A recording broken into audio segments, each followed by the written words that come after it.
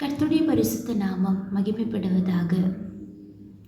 ஆம், நம்முடைய தேவனாகிய கர்த்தர் வாக்கு தத்தங்களை காத்து கொள்கிறவராக இருக்கிறார். மனிதர்கள் கொடுக்கிற வாக்குகளை பல நேரங்களில் அவர்களுக்கு காத்து கொள்ள முடியாது. பல காரியங்களில் நாம் உண்மை இல்லாதவர்களாக இருக்கும்போது நம்முடைய தேவனாகிய கர்த்தர் அவர் பொய் சொல்ல மனிதர் அல்ல. அவர் வாக்கு தத்தங்களை காத்து கொள்ளுகிறவர், வாக்கு தத்தங்களில் உண்மையுள்ளவராக இருக்கிறார். நம்மோடு சொன்ன வாக்கு தத்தங்களை நிச்சயமாகவே கர்த்தர் நிறைவேற்றுவார். என்னை கேட்கிற எல்லா தேவனுடைய பிள்ளைகளுக்கும் இயேசு கிறிஸ்துவின் இனிய நாமத்தில் என்னுடைய அன்பின் வாழ்த்துக்கள். இந்த நாளிலேயும் சற்று நேர தியானத்திற்காக ராஜாக்களின் 1ஆம் புஸ்தகம் 8ஆம் அதிகாரம் அதனுடைய 24வது வசனத்தை வாசிப்போம். தேவரீர் என் தகப்பனாகிய தாவீது என்னும் உம்முடைய தாசனுக்கு செய்த வாக்கு தத்தத்தை காத்தருளினீர். அதை உம்முடைய வாக்கினால் சொன்னீர். இந்நாளில் இருக்கிறபடி உம்முடைய கரத்தினால் அதை நிறைவேற்றினீர். ஆமென். இங்கே நாம் வாசிக்கிறோம், சாலமோன் ராஜா தேவனை புகழ்ந்து பாடுகிற ஒரு அனுபவத்தை நாம் இங்கே வாசிக்க கேட்டோம். அவர் சொல்லுகிறார், தேவரீர் என் தகப்பனாகிய தாவீது என்னும் உம்முடைய தாசனுக்கு செய்த வாக்கு தத்தத்தை காத்தருளினீர். நாம் தேவனுக்கு முன்பாக உண்மையுள்ளவர்களாக, தாவீது என்னும் மனுஷன் தேவனுடைய இருதயத்துக்கு ஏற்றவனாக இருந்தார் என்று நாம் வாசிக்க முடியும். உண்மையுள்ள ஒரு தாசனாக இருந்தார், உண்மையுள்ள ஒரு ஊழியக்காரனாக இருந்தார். ஆதலால் அந்த தாசனுக்கு செய்த வாக்கு தத்தத்தை அவர் காத்தருளினாராம். அப்படி என்றால் நாமும் தேவனுக்கு முன்பாக உண்மை உள்ளவர்களாய், உத்தமமும் உண்மையுள்ள ஊழியக்காரர்களாய் நாம் மாறும்போது நிச்சயமாகவே கர்த்தர் நமக்கு கொடுத்த ஒவ்வொரு வாக்கு தத்தத்தையும் அவர் காத்து கொள்கிறவராக இருக்கிறார். ஹல்லேலூயா. அந்த வாக்கு தத்தங்களை நஷ்டப்படுத்த, அந்த வாக்கு தத்தங்கள் நிறைவேறாமல் இருக்க பண்ண எந்த வல்லமையினாலும் எந்த மனிதனாலும் முடியாது. ஏனென்றால் கர்த்தர் சொன்ன வாக்கு தத்தங்களே அவரே காத்து கொள்கிறவராக இருக்கிறார்.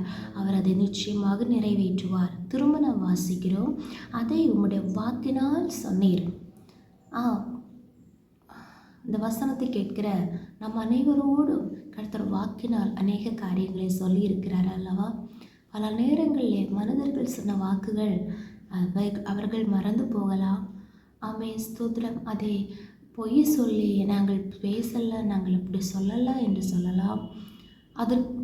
அதற்கு மாறாக ஆமென், ஸ்தோத்திரம், அவர்கள் ஆமென், ஸ்தோத்திரம், நம்மிடத்தில் பேசுகிறவர்களாக இருக்கலாம். அப்படியெல்லாம் அது மனித இயல்பு. ஆனால் தேவன் அவருடைய வாக்கினால் சொன்ன காரியத்தை நிச்சயமாகவே இந்நாளில் இருக்கிறபடி உம்முடைய கரத்தினால் அதை நிறைவேற்றினீர். அப்போது அந்நாளில் கர்த்தர் வாக்கினால் சொன்னார், ஆனால் இந்நாளில் அதை கரத்தினால் நிறைவேற்றியிருக்கிறார். அப்போது நாம் வாக்கு தத்தங்களை கேட்ட அநேக அந்நாட்கள் நம்முடைய வாழ்க்கையிலே உண்டு. பல வருடங்களாக கேட்டுக்கொண்டிருக்கலாம், பல மாதங்களாக கர்த்தருடைய வாக்குகளை நாம் கேட்டுக்கொண்டிருக்கிறவர்களாக இருக்கலாம், பல நாட்களாக கர்த்தருடைய வார்த்தைகளை கேட்கிறவர்களாக இருக்கலாம். ஆனால் இந்நாளில் இருக்கிறபடி என்று சொல்லுகிற அளவில் இந்த நாளில் இருந்து கர்த்தர் வாக்கினால் சொன்ன ஒவ்வொரு காரியங்களையும், அவர் காத்து கொண்டிருக்கிற ஒவ்வொரு வாக்கு தத்தங்களையும் தம்முடைய கரத்தினால் அதை நிறைவேற்றி ஆமென் கர்த்தர் நமக்கு முன்பாக காண்பிப்பார். ஹல்லேலூயா. அதை அனுபவிக்க செய்வார். தேவனுடைய நாமத்தை மகிமைப்படுத்த கர்த்தர் கிருபை அருளுவார். ஆதலால் நமக்கு வாக்கு தத்தங்களை தந்தவரும் நம்முடைய தேவனாகிய கர்த்தர், வாக்கு கொடுத்தவரும் அவர், வாக்கு தத்தங்களை காத்து கொள்கிறவரும் அவர், அதை கரத்தினால் நிறைவேற்றி முடிக்கிறவரும் அவர்.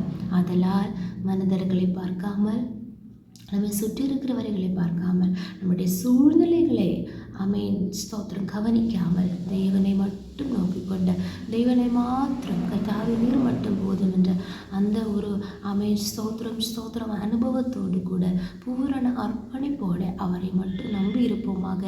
ஆமென், ஸ்தோத்திரம். நிச்சயமாகவே கர்த்தர் தம்மை நம்புகிறவர்களை அறிந்திருக்கிறார். கர்த்தர் கர்த்தர் நம்மை அறிந்திருப்பார் என்றால் நிச்சயமாகவே நம்முடைய நிலைமைகளை அறிந்து கர்த்தர் நமக்காக பெரிய காரியங்களை செய்வார். நம்மோடு ஒவ்வொருவரோடு, நம்முடைய பிள்ளைகளோடு, நம்முடைய குடும்ப தலைவர்களோடு, ஆமென் ஸ்தோத்திரம் ஸ்தோத்திரம், ஆமென் நம்முடைய பெற்றோர்களோடு, ஆமென் ஸ்தோத்திரம் ஸ்தோத்திரம், நம்மோடு சேர்ந்த பல நபர்களோடு, சபையோடு, தேசங்களோடு கர்த்தர் சொன்ன ஒவ்வொரு வார்த்தைகளையும் கர்த்தர் ஆமென் நிச்சயமாகவே அது சமயம் வாய்க்கும் போது நம்முடைய கரத்தினால் நிறைவேற்றி கர்த்தர் காண செய்வார். தேவன் யார் என்று அவர் வெளிப்பட செய்வார். ஹல்லேலூயா.